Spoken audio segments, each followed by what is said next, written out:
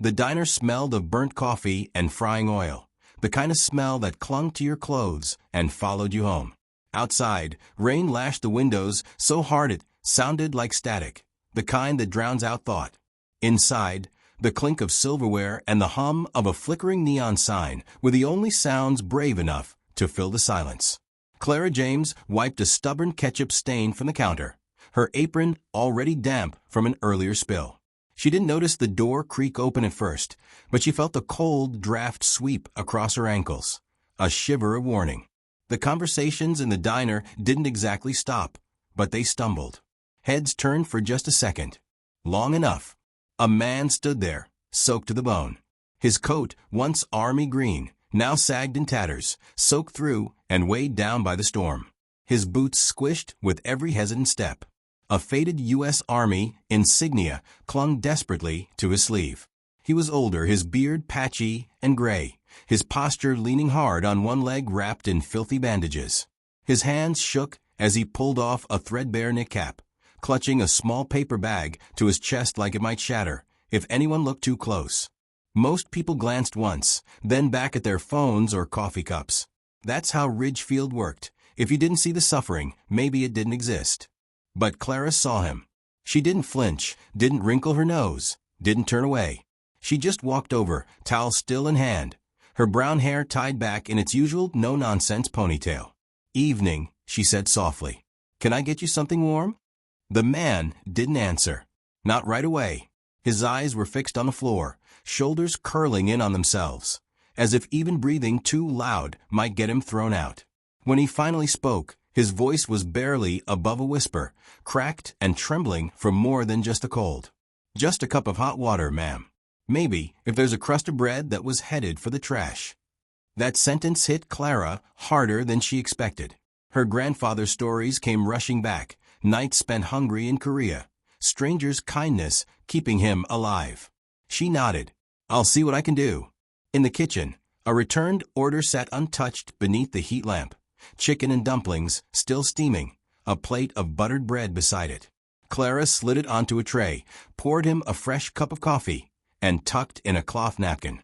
"This was sent back," she said when she returned, setting the tray gently in front of him. "Still hot. Coffee's on me." The man looked up sharply, startled.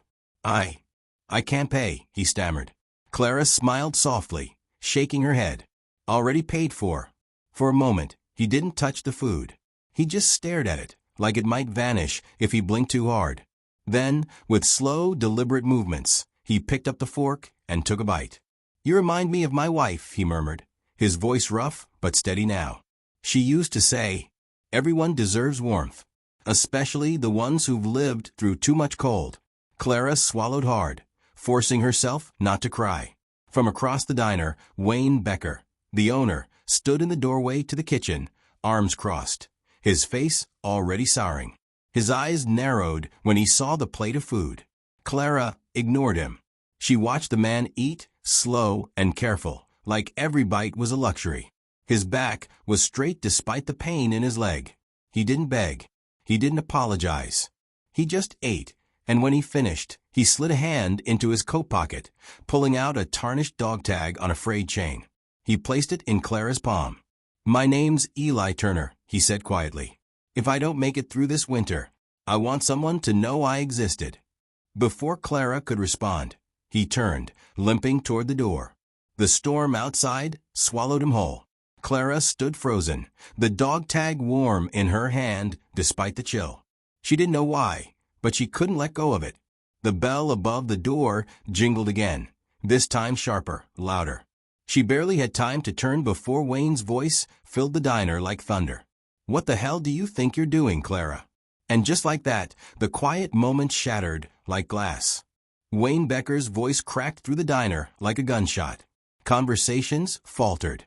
The hum of rain against the windows suddenly seemed deafening. Clara stood behind the counter, fingers tightening around the dog tag hidden in her apron pocket. Wayne's thick frame filled the doorway to the kitchen, his face red with anger. "You just made me look soft in front of customers," he barked, pointing toward the empty booth Eli Turner had just left. The steam rising from his abandoned meal still curled lazily upward, as if mocking the tension in the room. Clara met his glare, calm but unyielding. He was a veteran, sir. All he asked for was hot water and a crust of bread. I gave him food that was going to be thrown out. Wayne slammed his hand against the counter. The crack echoed like thunder, making a couple in the corner jump. This ain't a charity, Clara. People see us feeding street trash for free. They'll think this is a soup kitchen. We don't do handouts here. The handful of customers froze, pretending not to hear, stirring their coffee cups too slowly, too carefully. No one spoke. No one dared. I paid for coffee, Clara whispered, her voice steady but soft. You can take it out of my tips. Wayne's face twisted with disgust. He leaned forward, his finger stabbing the air like a dagger. I said no. You don't get to decide how I run this place. You're fired. Right now. Pack your things and get out. The room felt colder, heavier. Not because of the rain outside, but because of the silence inside. The silence of a dozen strangers who had watched her kindness and now watched her punishment, saying nothing. Clara's fingers fumbled with the strings of her apron.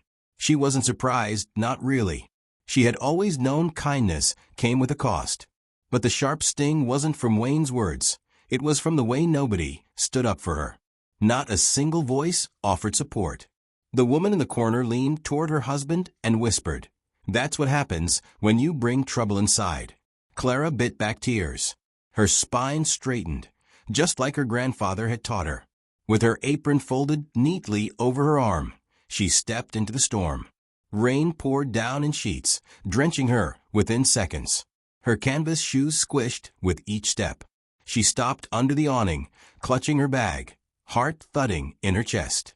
And then she heard it, a faint rustle, a soft shuffle of footsteps.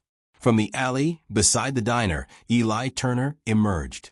His limp was pronounced now, his coat clinging to him like a second skin. He looked at her with quiet regret. "I saw what happened," he rasped. "I shouldn't have let you pay a price for me." Clara shook her head. "You didn't do anything wrong." Eli's hand trembled as he reached into his coat and pressed something into hers. It was his dog tag again, cold from the rain. "You saved a shattered soul, child," he said hoarsely. "You reminded me I wasn't invisible." Before she could reply, he turned and vanished into the night, swallowed once more by the storm. That night, Clara sat cross-legged on the floor of her tiny rented room above the auto shop. Smokey, her one-eyed tabby, curled against her hip, purring softly. The room smelled faintly of oil and rain. Her wet clothes hung limply over a chair, and the only light came from the flickering street lamp outside her window. She checked her phone. Her bank account glowed back at her with a cruel finality. $42.12. Rent was due in 10 days. No job. No backup plan. She sighed, rubbing the tarnished dog tag between her fingers. She traced the faded letters. Turner, Eli J., serial number F472. She had no idea why this stranger mattered so much. But something about him, the pain in his eyes, the weight of his silence, stuck with her like a haunting melody she couldn't shake. Clara leaned back against the peeling wall, whispering softly to Smokey, "We'll be okay. Somehow we'll be okay." But deep down, she wasn't sure if she believed it. The next morning, everything changed. She didn't even know someone had been filming. A teenager in the corner had captured the entire confrontation on their phone, the owner shouting Clara's quiet defense, the humiliation she endured. By noon, it was everywhere. The comments were harsh. Rules are rules. She should have asked permission first. Bet this isn't the first time she gave away food. Clara applied for jobs at 3 other diners that day. None called her back. One manager, a kind-faced woman, slid her application back across the counter and said softly, "We can't risk the attention, honey. Nothing personal." By sundown, Clara wandered downtown, her shoes soaked through, exhaustion written in every step. She stopped at a bus shelter and froze. There he was, Eli Turner. He was curled up on the bench, a tattered plastic sheet pulled over him for warmth, one arm clutching that same paper bag, the other resting over his chest. His breathing was shallow. Clara knelt down beside him, setting a newspaper-wrapped half-sandwich beside his head. "Thank you," she whispered softly, for remembering me." She stood, turned, and walked away, unaware of the black SUV idling at the corner. Inside, a man in uniform watched her leave, his face unreadable, his hand already dialing a number. The storm broke just before dawn, leaving Ridgefield scrubbed in silence. The streets glistened with puddles that reflected the dim glow of flickering streetlights. The air smelled of wet pavement and rust, a kind of freshness that comes only after a long night of rain. The town was asleep. Shop fronts sat in shadow, traffic lights blinked lazily yellow at empty intersections, and even the diner's infamous neon "open 24 hours" sign buzzed faintly in the quiet. But at exactly 6:45 a.m., the rumble began.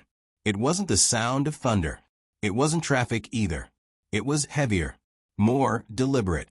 One by one, black SUVs rolled down Main Street in perfect formation. They slowed in front of Billy's Diner, engines humming softly, headlights cutting through the mist. The first door opened, and a man stepped out. He wore a sharply pressed U.S. Army uniform, his chest lined with ribbons and medals, his cap tucked under his arm. His posture was rigid, the kind of posture only decades of military service could carve into a man's bones. His face was unreadable, stone carved into flesh. He didn't move. He just stood in front of the diner, waiting. And then they came. More doors opened. Boots hit pavement in unison. Soldiers poured out of vehicles, from alleys, from side streets, until the air seemed to shift with their presence. A wall of uniforms formed along the block: Army, Navy, Marines, Air Force, standing in immaculate rows, silent and unmoving. Their formation stretched down the street, their eyes locked forward, their bodies as still as statues. No orders were shouted. None were needed. The small town of Ridgefield had never seen anything like it. Cars slowed to a crawl. Shopkeepers froze behind their windows, their morning routines forgotten. Curious faces appeared in doorways, camera phones lifted cautiously. The silence was deafening, thick with anticipation. Inside the diner, Wayne Becker was restocking napkin holders, grumbling about last night's rainstorm, when the bell above the door jingled. He looked up, half expecting a regular looking for an early breakfast. Instead, he nearly dropped the glass he was holding. A man in uniform stood in the doorway. Broad shoulders, medals glinting faintly in the dim light, his expression calm but unyielding. "I'd like to speak to the owner," the man said. His voice was steady, controlled. Wayne blinked, his face paling. I'm the owner." More people had gathered outside now, drawn by the silent wall of soldiers. The crowd thickened, whispers floating in the chilly morning air. Phones tilted upward, capturing every angle. The officer removed his cap, tucking it neatly beneath his arm. "My name is Colonel Matthew Turner," he said. The name seemed to hang in the air, carrying a weight Wayne couldn't quite place. "I'm here about Eli Turner," the colonel continued. "My father." Wayne froze. His mouth opened, but no words came. The diner was so silent, you could hear the clock ticking above the coffee machines. Even the kitchen had gone still. Colonel Turner's voice was calm, but each word struck like a hammer. "The man you humiliated here yesterday, he's the reason I'm alive." Whispers rippled through the crowd outside. Wayne's hand trembled slightly, the glass he was holding slipping against his palm. "In 2007, Turner continued, stepping forward, "during my third deployment to Iraq, our convoy was ambushed. Our transport was hit. 12 of us were trapped, injured, bleeding out." His gaze swept across the diner. "My father carried me 3 miles under enemy fire. Shrapnel in his own leg. Refused treatment until every last one of us was safe." Gasps echoed softly from the doorway. Turner reached into his coat and pulled out a laminated citation, holding it up for all to see. "The Silver Star," he said, his voice catching just slightly. This was awarded to him. Wayne's throat bobbed. He glanced around for support, but none came. Even the customers avoided his eyes. Colonel Turner's expression hardened. "After my mother passed, my father's PTSD worsened. He disappeared. We searched for months. And now we find him here, fed and sheltered, not by the system, not by this town, but by a waitress. One you fired." The crowd outside stirred, their murmurs growing louder. Phones recorded every second. A hashtag was already forming somewhere online, spreading like wildfire. Turner continued, his voice steady. My father pawned his silver star once to feed a homeless family. He said medals don't feed the hungry. He gestured toward the soldiers standing outside. But yesterday, a young woman reminded him of the country he thought he'd lost. At a silent signal, a young corporal stepped forward, carrying a small black velvet case. Inside was the very medal Eli had given away. Bring her here, Turner ordered quietly. In a rented room above an auto garage, Clara James jolted awake to the sound of frantic knocking. She stumbled to the door, rubbing sleep from her eyes. A reporter stood there, breathless, camera crew in tow. They're asking for you, she said, words tumbling out in a rush. The soldiers. The whole block's shut down. Colonel Turner is out front.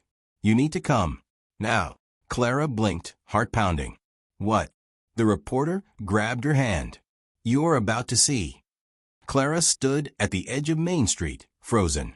The early morning air bit at her damp hair, her borrowed jacket clinging tight around her shoulders. The crowd had swelled since the reporter's frantic knock, dozens of curious onlookers lining the sidewalks. Camera phones hovered like fireflies, catching the mist rising from rain-slicked pavement. And then she saw them, the soldiers, rows upon rows of them, standing at attention in their immaculate dress uniforms. Their presence was overwhelming, not loud or aggressive, but commanding, a silent force that carried more weight than words ever could. Sunlight broke through a gap in the clouds, glinting off their medals, their polished boots, their solemn faces. Clara's breath caught in her throat. For a moment, she couldn't move. Ma'am, a young soldier said softly, stepping forward. Right this way.